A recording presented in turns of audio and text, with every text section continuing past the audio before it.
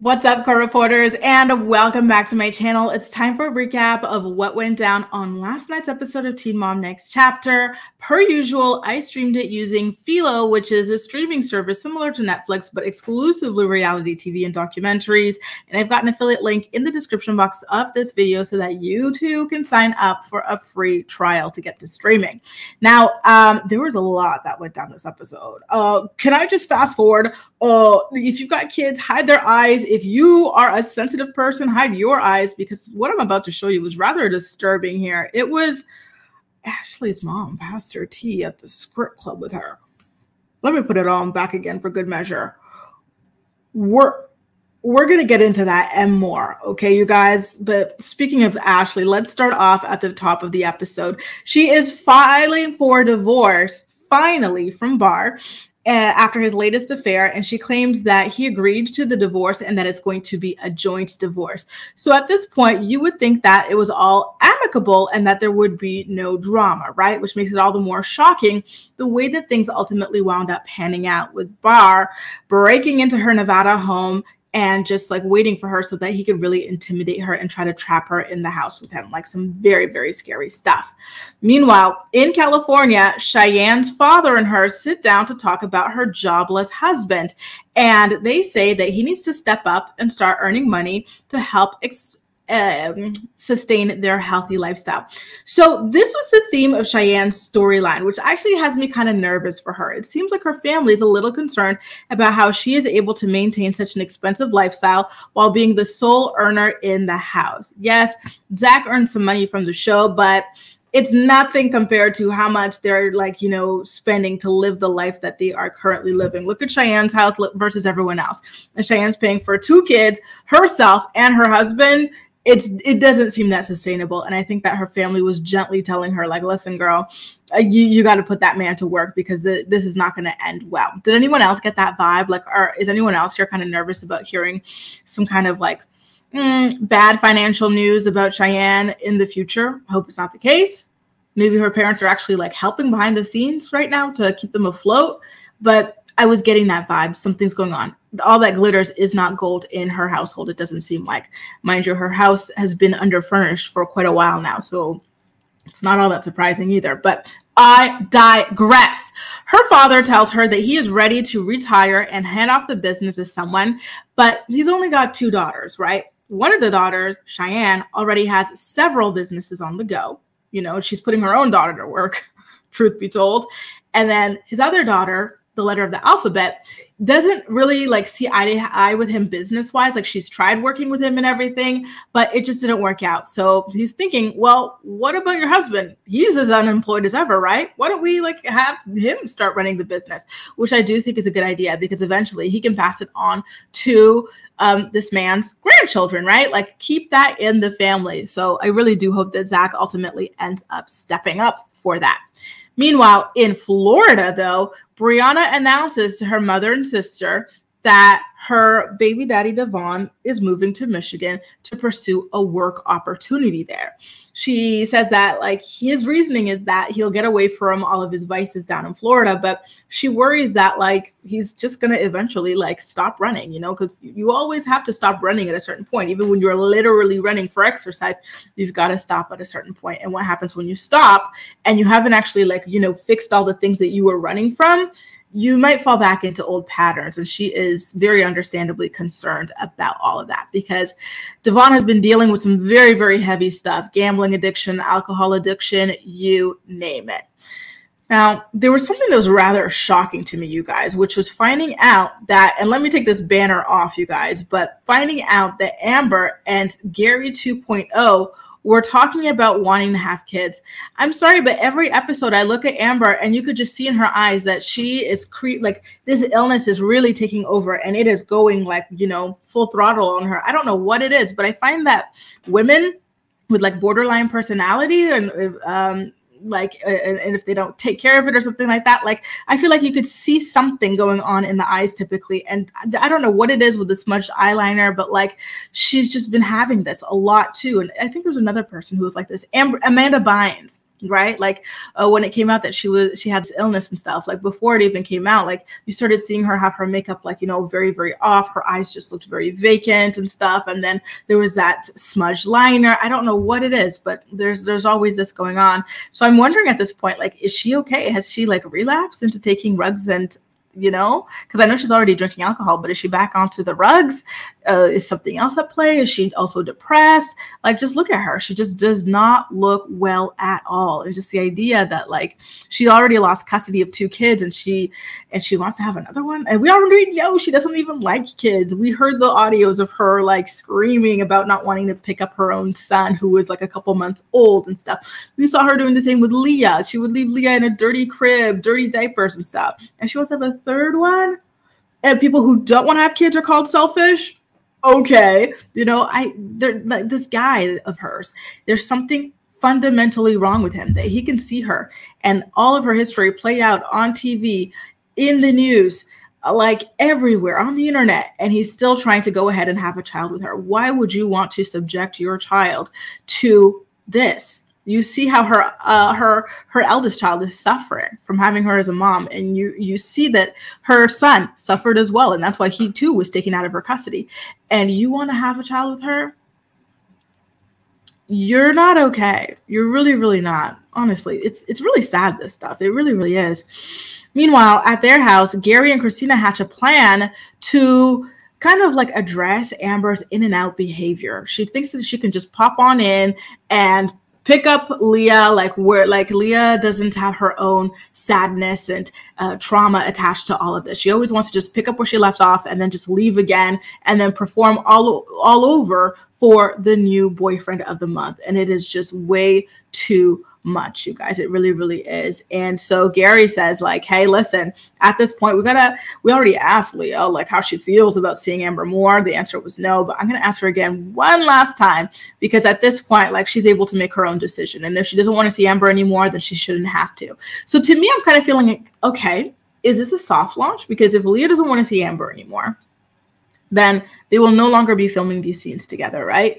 Which makes me wonder, like, is Gary willing to walk away from the show? Because this has been something that has been kind of like saddening me about this storyline, is the fact that Gary has been keeping it going, knowing that Leah doesn't want any parts of Amber, and that this has not been good for Leah's mental health at all.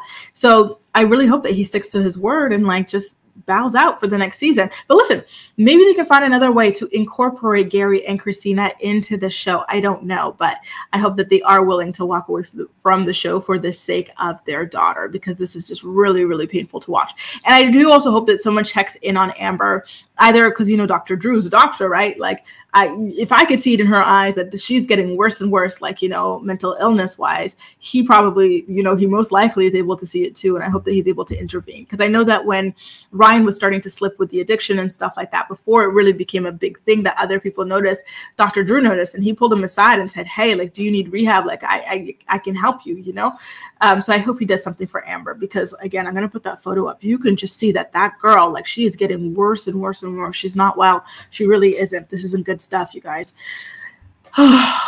So sad. So sad.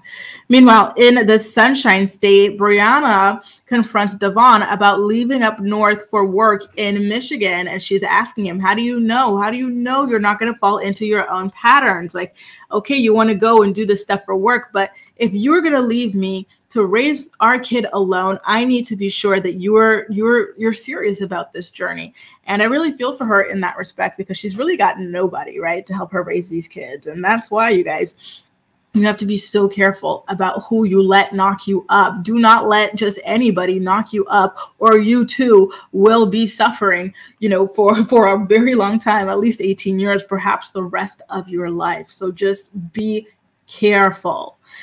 Anyway, in LA, Cheyenne's family sits down for lunch with she and Zach. And again, this picture I grabbed of her mom was so funny to me, because she's like listing all of the expenses, right? She's like, how are you guys going to maintain your lifestyle? You know, you got your trips, you got your house. Now you're about to put your kids in private school. And then Cheyenne's like, I'll just make more money. Oh, girl, not you making the money, carrying the babies, birthing the babies, doing the majority of the child rearing. like what's the purpose of the man then? Like, you might as well just be single, right? Because if he was like, you know, like a stay-at-home dad who really stepped up to the point where she can say, oh, he does mostly everything, you know, and then when I'm home, like, I do my part, like, but that's not the case. Again, on Teen Mom Family Reunion, they had a big fight over the fact that Cheyenne was pissed that she had to do all of these things, right? Financially for the family. She was carrying the family. And then she also had to wake up at 6 a.m. and get these kids ready for school. It just, you know, meanwhile, the guy does what? I don't know, right? Like, I don't know how she accepts this kind of a dynamic. I really, you know, meanwhile, here he is in his bedazzled ring, you know, drinking, what is this? A mojito. No, it's not a mojito. What do you call this? A mimosa or something like that. Like, I just don't get it. I really don't.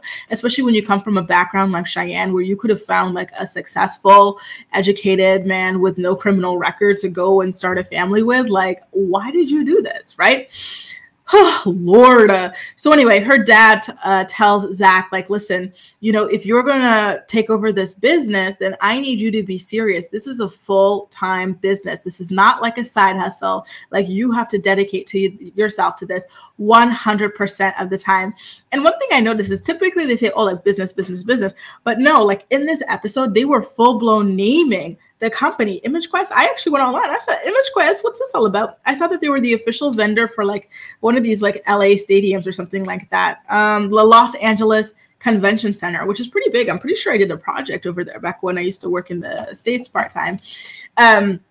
And so, yeah, I was like, okay, like, damn, like the fact that this man at his big old age has to be lectured that, hey, like when you own a business or when you do a job, you got to be there, right? Like you got to be there every day in order to actually be legitimately working. So Zach says that he's going to think it over because, of course, he's got so many other things on his plate, including video games and perhaps bathing. And I really hope that he says yes, because this is just too much at this point. Now, Amber, by the way, she has a little conversation with her man about how everything is Gary and Christina's fault. Like she's sick and tired of them keeping her daughter from her. Like it's the same old broken record with her. Like but here's the thing. Gary and Christina allowed her to get away with this for so long. They fed into her delusions. They helped her pretend that she was doing work. Remember when she pulled that machete on her second baby daddy, they were there to defend her and to talk crap about Andrew. And now look what happened, right? Guys, don't forget, like they really were up her behind for a couple of seasons there, right? Like, and they were watching her child for her and everything. So like, this is what happens when you enable someone like this. Like they will never appreciate it. They will come back and attack you and act like you've never done anything for them, right? So it's very, very, very disappointing. And again, Amber's constantly ranting and raving about Leah, but what about her son? What's her son's name? Like we barely even got to meet that boy. His name is James. Like what happened there? Please tell us, Amber, how that too is not your fault. You know, someone came along, the big bad wolf, took custody of your child, and it is not your fault. Like, how does this keep happening to you specifically? Like, please do not skimp on the details because we need to know, right? Now, here's something that they could have skimped on the details, though. I'm sorry, you guys. I'm about to put that picture up again with a banana and the condom. I'm sorry. They could have kept this scene. What is this, you guys? Ashley and her mother, they went to some kind of a script club, a Chippendale kind of thing. And they talked about like on the way, Ashley mentioned that they do this like actually rather frequently together. And I have just, wow, like I've never even been to a script club, period. No judgment on those of you who go to these establishments, but I don't know what to do in these things. You know, I don't like, you know, random men all up on me, and I don't want women up on me either. So there's no place for me in these kinds of things, right? And I just like the idea of going with your mom, bumping and grinding like this in front of your mom. Like, what is that, right? Like very odd. Is this a normal mother-daughter activity? Did you guys do this with your moms in your 20s? Moms, are you doing this with your kids? Are you excited for them to turn 20 so you can go ahead and do this sort of thing with them? Like, I'm just curious. Maybe I'm the one who is out of the loop here, right? Maybe it's a religious thing. You know, T is a pastor, perhaps a pastor of popping putchie. Like, what kind of church is this lady leading where she's doing this sort of thing on television? I don't know. I do not know, but that was wow, that was wild.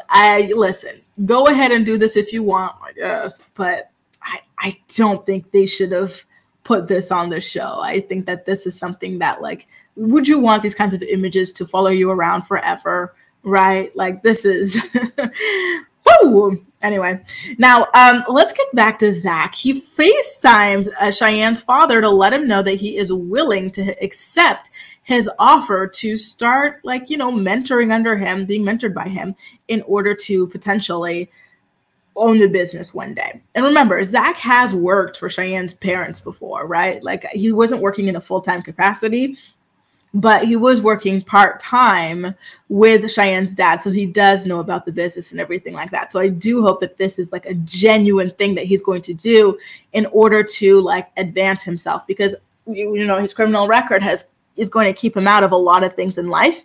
But this is something that he can do, like, you know, despite his criminal record. And I hope that he takes it seriously. I know that he wanted to be some kind of a firefighter, but it seems like he's not all that invested in it or something like that, or he's waiting for his record to be expunged, actually, if I'm remembering correctly. So in the meantime, look into this and, you know, hopefully you enjoy it, Zach. Like, you know, entrepreneurship is difficult, but I think it's amazing as well.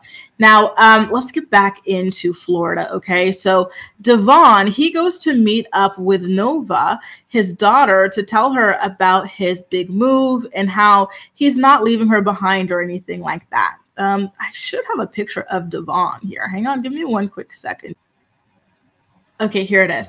So he is telling her, how funny is it that she's wearing an MTV shirt and she's on MTV?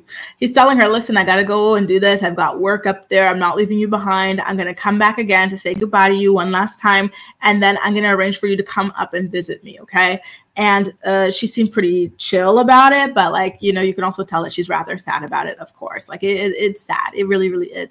Even Brianna was really emotional about this. We saw her cry when all of the kids were there to send Devon off. So she really, truly is officially alone, you know, and Lord, I cannot imagine. Truly, that's really difficult. You know, even like she said, even though she was already pretty much a single mom with Devon, just the fact that he is gone, and she can't just pick up the phone and be like, hey, I'm running late tonight. Can you do this? You know, she's so lucky to have her mom and sister, because, like, they really, really step up, like, and act as dads to these girls, right? Or as, like, a secondary, tertiary parent to these girls. And so, you know, thank God for them, because this cannot be easy. Lewis, God knows what he's up to these days, but he's not there either. Now, let's get to West Virginia. Leah's storyline today was basically that her father was done with his treatment and he was going to connect with her girls. And, you know, I got to be honest with you, Leah seems like a nice girl and everything like that, but I'm tired of her, like, hiding behind these girls for a storyline. You know, like, I didn't learn anything about her this season. I learned a lot about these girls, basically, but not really about Leah. And the first episode or two, like, I had a lot of hope because, you know, she was talking about her drama with Jeremy, how Jeremy popped up to her work with his new girlfriend. And I thought we were going to get details about what went down there. But no, like, her storyline this entire season basically was what her daughters were going through. So one of them was talking about, you know, period products. And so, you know, we did a PSA on that and birth control. We did a story about Allie's wheelchair, like, but nothing really about Leah. I don't feel like I learned more about what Leah is going through. I feel like we learned a lot about what Amber's going through. And I think that mainly is because she doesn't have custody of her kid to be hiding behind her. We learned a lot about Cheyenne and Zach's marriage and stuff like that, and how they're still having these issues surrounding him not being a provider. We learned quite a bit about Ashley, right, and her divorce and marriage with Barr and stuff like that. Like, we learned about Mackenzie, her IVF journey, her relationship with Casanio. But again, when it comes to Leah, not much, and I would have liked to see more, to be honest with you guys. There's only one episode left, so it kind of feels like womp, womp, womp, womp. So anyway, her dad, he's finished his treatment. He gets to rock painting with her and her girls. Her girls don't really remember him. I think one of them he hasn't even met. And he seems like a nice guy here. I hope that he sticks to his sobriety journey, and good luck to him. Now, let's get to La Pièce de Résistance, okay? So in Indiana, Amber has, like, a blowout phone call with Gary. And at first I was like, what she got an Android for? Amber, what you doing with this Android? All right, I guess. So she FaceTimes him, and like she's just like, she's got her eyes darting all over the place. And again, I'm like, what is going on with Amber? Something is happening. I don't think that she is in her right state of mind. And then she's like making all these things like about how making all these demands basically to see Christina and stuff. And she's like, I've been doing my best to see her, but you and Christina are pushing me away, blah, blah. And it's crazy because in 7 months, she has not even contacted them about seeing Leah. So that is not even true. And on top of that, right, when she does contact them, they are receptive to it nonetheless. So like these lies are just, they're just not landing, right? Like, she's living in an alternate planet where the same reality that we have and we exist in just does not exist. And it's kind of scary, you guys. It really, really is. And then Gary's like, what about all the times that Christina reaches out to you? And I'm assuming that he's referring to times when Christina has like given her news about Leah, like, hey, maybe Leah's got a recital or Leah's got a match, like come check it out with us, or Leah's going to do this, or just something, you know, to ask how she's doing. And so Amber does acknowledge that she ignores Christina's text. She's like, I'm not going to respond to the BS that Christina's sending me. And it's like, well, I don't think Christina wants to be your friend, girl. Like, I think she's just trying to, you know, talk to you about your daughter and connect with you and try to get you present for, you know, not even about your daughter, sorry, about her daughter and get you present in her daughter's life and everything like that. So there you go, Amber, you slipped up and you admitted that Christina does reach out to you. So how is it that you claim that they don't do anything, right, to bring you into the fold, but at the same time you say that like the mom tries to bring you into the fold, but you ignore her messages? And I think it's at this moment where Gary, like the friendly ghost, was like, oh, you know what? I don't think I want to deal with this. Like, this girl is just not it. And that's probably when he started to plan his escape. And I'm sure he already felt the wrath of her, like anger and everything like that too, right? So it wasn't looking good. And then Amber, she did it's my daughter at the end of the day. I don't care if she doesn't want to see me. She's my daughter and you won't keep me away from her. And what does Gary respond? Oh, your daughter that you're not there for. He called her a full-blown deadbeat, and I love that. And Amber was so triggered by that. She was angry, and that phone call, look at that face. She's raging. And then that phone call ended there. And like, you know, poor Gary 2.0 is just like awkwardly left sitting there on that couch. Yikes, guys. Yikes, yikes, psych. Wow. Anyway, down in LA, Zach left for his first day on the job. It's not even his first day on the job. His first day to take a look and see if he can actually do the job, right? And Cheyenne was so excited. She went and did a pregnancy test immediately after. Like, seeing this man attempt to work got her pregnant. Not relations. Seeing him attempt to work is what got her whipping this thing out. So, you know, and I did forget to mention that after like that thing where Zach agreed, hey, maybe I will look into working with your father. She's like, okay, well then, like, let's try to have a baby then. It's like, girl, let's see if he actually lasts first. You know, people could just say whatever, but can he actually last? We'll see. Anyway, guys, that does it. A recap of the second last episode of Teen Mom Next Chapter. They did show a little bit of a preview for next week as well. And we're going to see the fallout of Gary running away from Amber. So that's going to be really exciting. We're also going to find out how the kidnapping attempt went down, alleged kidnapping attempt, where Barr was at Ashley's house waiting for her when she returned home and stuff like that. Like, you know, that's one thing I love about this show is that, yeah, they film earlier and stuff like that, but they'll also continue filming as the show is already airing. So like things that are happening in real time will make their way into this season. And so we're definitely going to get to witness that stuff. So stay tuned. Again, I stream the show using Philo, and I do have an affiliate link in the description box of this video if you too would like to check it out, get to streaming some of your favorite networks, MTV, VH1, Lifetime, etc., etc. Okay, you guys are over 73 different channels on that streamer, so get into it. Let me know what you thought about the episode in the comments section down below. And, you know, it's been great talking to you guys in the live chat as well. So I'll see you in the last and final episode, okay, next week. Bye, guys.